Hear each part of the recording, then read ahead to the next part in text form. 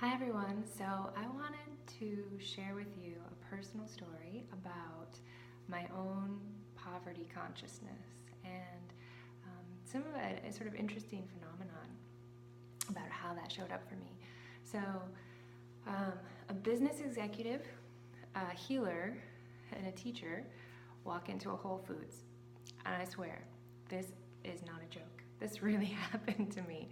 Um, so we go into a Whole Foods and we're sitting having lunch, and we're going over some work for each of our individual businesses. We were doing some finance and some money mapping.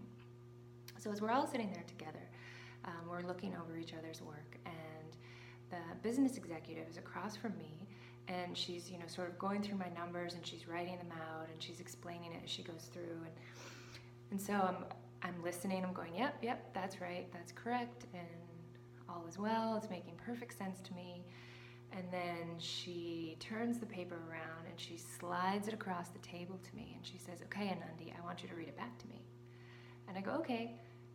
And I look down and I'm like, I can't.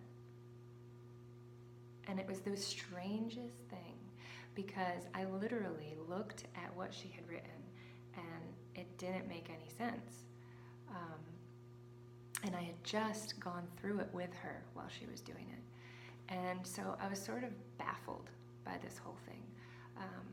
I had been working and doing a lot of study and a lot of practice around shifting into abundance consciousness, primarily because this is something I've been looking at for a long time, and I was aware that it's something in my being that needed attention.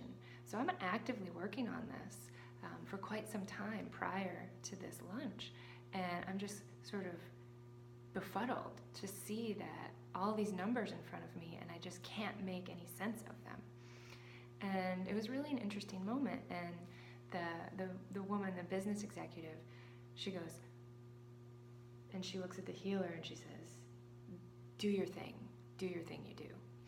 So she said, "Oh, this is excuse me, this is your poverty consciousness." So we did some work together and made some shifts. And what's important, my goodness, excuse me, still comes through, I guess.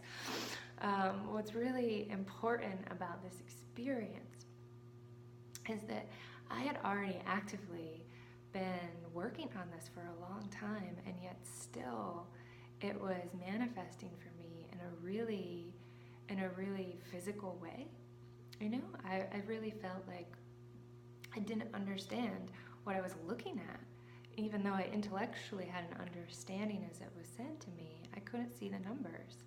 And as a little backstory, I had been convinced and perpetuating the story for a very long time that I was bad at math, which is a little bit hysterical, because I actually remember in 7th grade getting 100 in algebra, like for the quarter. So at some point, some series of events occurred that convinced me to maintain this belief that I was bad with numbers. And that jumped in the ship with my poverty consciousness that was already operating in my own individual experience, and sort of corroborated the story, and allowed that consciousness to manifest itself in many different ways. And since I'm talking about prosperity and abundance, because we have this free workshop coming up in a few weeks, that's a story that's specific around money and how it affects money. So that's my story about poverty consciousness.